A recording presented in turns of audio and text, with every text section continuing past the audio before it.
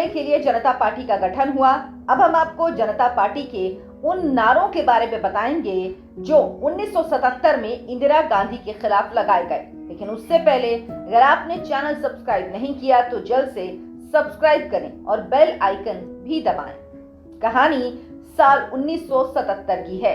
देश में आपातकाल लागू था, लेकिन इंदिरा गांधी ने इमरजेंसी के बीच अचानक जनवरी के तीसरे हफ्ते में लोकसभा चुनाव कराने का ऐलान कर दिया। इंदिरा के इस फैसले ने सबको चौंका दिया। चुनाव के लिए बहुत कम समय था।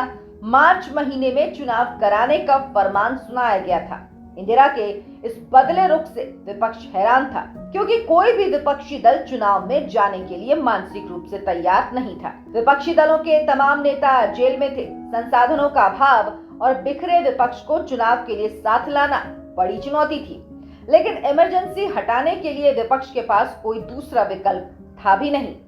जयप्रकाश नारायण उन दिनों विपक्ष के सबसे बड़े चेहरे थे। कुछ बरस पहले जनता मोर्चा बनाकर जयप्रकाश नारायण कई राज्यों में कांग्रेस के लिए चुनौती खड़ी कर चुके थे।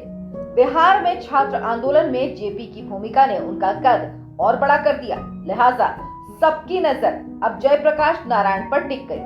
जयप्रकाश ने विपक्षी दलों का विलय कर जनता पार्टी के गठन के साथ ही इंदिरा हटाओ देश बचाओ का नारा बुलंद किया।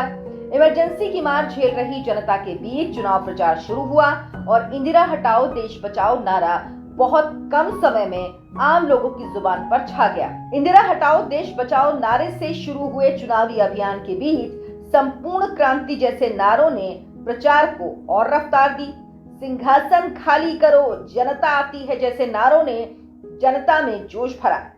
सरकार विरोधी लहर का आलम यह था कि इंदिरा गांधी खुद चुनाव हार गईं।